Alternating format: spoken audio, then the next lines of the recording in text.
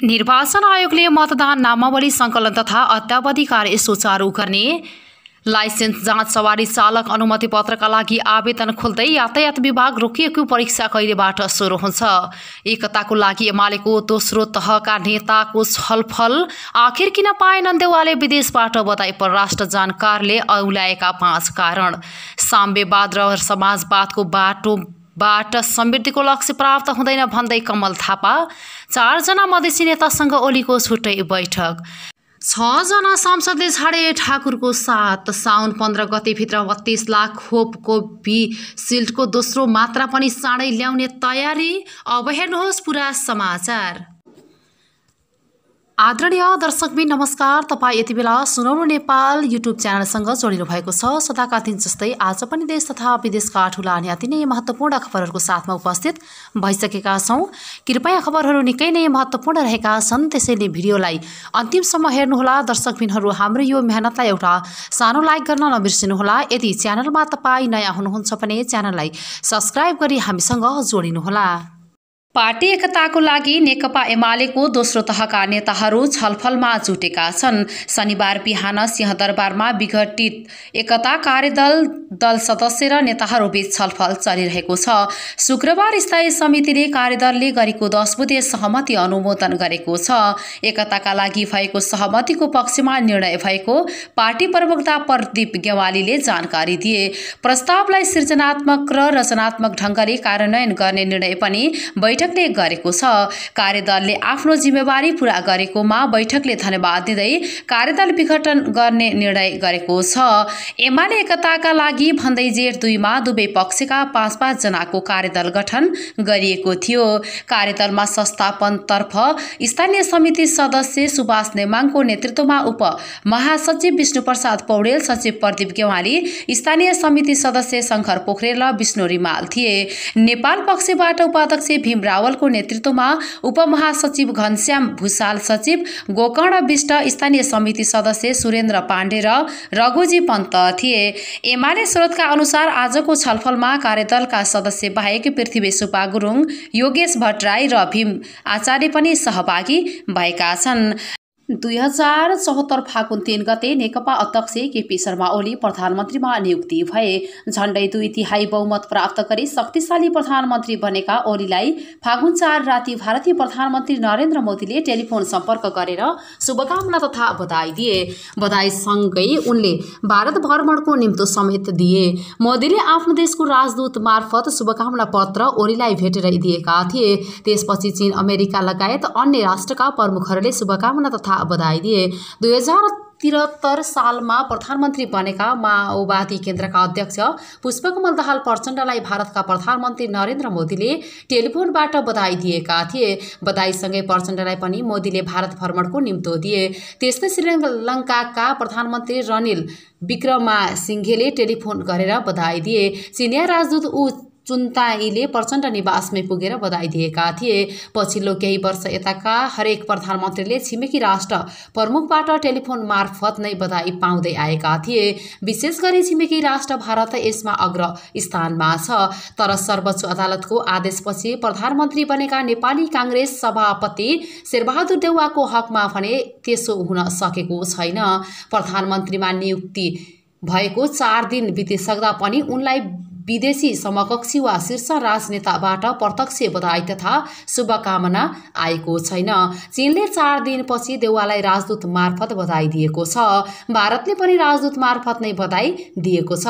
परम्परागत रूपमा 2 छिमेकी देशले सरकार प्रमुखलाई प्रत्यक्ष टेलिफोन गरेर बधाई दिँदै आएको थियो। तर देउवामाथि यस्तो व्यवहार भएको देखिएको छैन।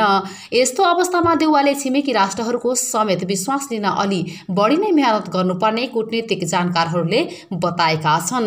विदेशी समकक्षीले देउवालाई प्रधानमन्त्रीमा नरुचाएका त हैनन्। परराष्ट्र मामिलाका जानकार तथा नेकपा एमाले नेता सोमप्रसाद पाण्डेले यसलाई ठूलो विषय बनाउन नहुने बताए। पहिला पनि काँध घटना बाहेक तत्कालै बधाई आउने गरेको थिएन। उनले भने कहिलेकाहीँ तत्कालै रेस्पोन्स नगरिएको देखिन्छ भने कहिले ढिलो भएको पनि देखिन्छ। परराष्ट्र जानकार रूपक सापकोटा संयुक्त सरकार भएको हिसाबले विश्वासको मत लिएपछि अन्य राष्ट्रले पनि विश्वास गर्न सक्ने बताउँछन्। शक्ति राष्ट्रहरूले यो सरकारले विश्वासको मत प्राप्त गर्न बाँकी भएकाले केही ढिला गरेको हुन सक्छ। यसअघि राष्ट्र प्रमुखमा निर्वाचित भइसकेपछि बधाई दिने गरिएको थियो। देउवालाई केही दिनमा बधाई आउन पनि सक्छ। उनले भने एक त संयुक्त सरकार पनि यसले विश्वासको मत पाउन सक्न नसक्ने प्रश्न उठिरहेको बेला विदेशीले बधाई दिने हतार नगरेको हुन सक्छ उनको भनाइ छ। परीक्षणको घडीमा रहेको सरकारलाई शक्ति राष्ट्रका प्रमुखहरूले तत्कालै विश्वास नगरेको पनि हुन सक्ने सापकोटा बताउँछन्। कोरोना भाइरस महामारी रोकथाम तथा नियन्त्रणका लागि प्रतिबन्धात्मक व्यवस्थाहरू लागू गर्दा बन्द भएको सवारी चालक अनुमति पत्र लाइसेन्सका लागि आवेदन तथा परीक्षा 2 साताभित्र खुल्ला गर्ने गृह कार्य थालिएको अधिकारीहरूले बताएका छन्। सरकारले काठमाडौँ उपत्यका सहित विभिन्न शहरमा गत वैशाख 16 गतेबाट जारी गरेको निषेधाज्ञा निरन्तर खुकुलो पार्दै लगेको अवस्थामा लाइसेन्सको आवेदन र परीक्षा थाल्ने तयारी गरिएको यातायात व्यवस्था विभागका महानिर्देशक जानकारी दिएका छन्। विभागले यसका लागि काठमाडौँ उपत्यकाका यातायात कार्यालय प्रमुखहरूसँग छलफल गरेको तथा उनीहरूलाई प्रदेशका सम्बन्धित निकायसँग परामर्श गरेर जानकारी गराउन अनुरोध गरेको बताइएको छ।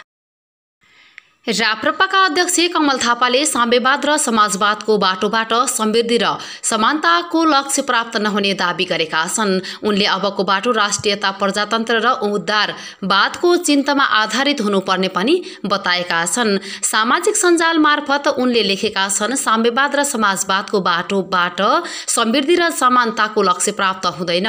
अबको बाटो राष्ट्रियता, प्रजातन्त्र र उदारवादको चिन्तनमा आधारित हुनुपर्छ। एमाले अध्यक्ष केपी शर्मा ओलीले जसपा महन्त ठाकुर पक्षका नेतासँग छलफल गरेका छन्। शनिबार बिहान एमाले अध्यक्ष ओलीलाई भेट्न जसपा अध्यक्ष महन्त ठाकुर, नेताहरू राजेन्द्र महतो, शरद सिंह भण्डारी र अनिल झा ओली निवास बालकोट पुगेका थिए। सर्वोच्च अदालतको आदेशपछि प्रधानमन्त्रीबाट बहिर्गमित ओलीसँग जसपा नेताहरूको यो पहिलो भेट हो। ओली सरकारका सहभागी भएको जसपाका मन्त्रीहरूलाई सर्वोच्च अदालतको फैसलाले अवैध घोषणा गरेको थियो। पछि सर्वोच्चले कांग्रेस सभापति शेरबहादुर देउवालाई प्रधानमन्त्री बनाउन परमादेश जारी गरेपछि ओली प्रधानमन्त्रीबाट हटेका थिए। ओली जसपा नेताहरूबीच मुलुकको पछिल्लो राजनीतिक अवस्थाका विषयमा छलफल भएको थियो। छलफलमा देउवा सरकारलाई विश्वासको मत नदिने विषयमा सहमति भएको बताइएको छ। शुक्रबार बसेको एमाले स्थायी कमिटी र संसदीय दलको बैठकले देउवा सरकारलाई विश्वासको मत नदिने निर्णय गरेको थियो। सोही विषयमा दुई दलका नेताहरूबीच छलफल भएको हो। यसैबीच जसपा ठाकुर समूहको पनि शुक्रबार संसदीय दलको अनौपचारिक बैठक बसेको थियो। उक्त बैठकमा 15 जना सांसद मात्रै सहभागी थिए। ठाकुर समूह ओली सरकारमा सहभागी हुँदा 20 सांसदले साथ दिएका थिए। तर शुक्रबार बसेको दलको अनौपचारिक बैठकमा भने 15 जना सांसद मात्रै उपस्थित भएका थिए। संविधानको धारा उल्लेख नगरी भएको नियुक्ति र सोही प्रकारको रकमी नियुक्ति पत्रले प्रष्ट गर्छ। विधि मिचे काम यहाँ जारी छ। चेतना भया राष्ट्रपति विद्यादेवी भण्डारीले असार 29 गते शेरबहादुर देउवालाई सर्वोच्च अदालतको आदेशअनुसार प्रधानमन्त्री नियुक्ति गरेको जनाएपछि डाक्टर देवेन्द्र राज पाण्डेले सामाजिक सञ्जालमा लेखेको अंश हो यो। नियुक्ति पत्र संविधानको धारा उल्लेख नगरी अदालतको आदेशबाट भन्ने मात्र उल्लेख गरेपछि देउवाले नसच्याएसम्म शपथ नलिने अडान लिए। शपथ लिन तोकिएको पूर्व निर्धारित समयभन्दा झण्डै 2.5 घण्टापछि मात्र राष्ट्रपति भण्डारी नियुक्ति पत्र सच्याउन तयार भइन्। निर्वाचन आयोगले आइतबारबाट मतदाता नामावली सङ्कलन तथा अत्यावधिक गर्ने भएको छ। आयोगको आज बसेको बैठकले साउन 3 गते आइतबारदेखि सबै निर्वाचन कार्यालयहरूबाट मतदाता नामावली सङ्कलन तथा अत्यावधिक सुचारू गर्ने निर्णय गरेको आयोगका प्रवक्ता राजकुमार श्रेष्ठले जानकारी दिनुभयो। गत जेठ 8 गते प्रतिनिधि सभा विघटन गरी निर्वाचनको मिति घोषणा भएका कारण बन्द रहेको मतदाता नामावली सङ्कलन तथा अत्यावधिक कार्य बन्द रहे।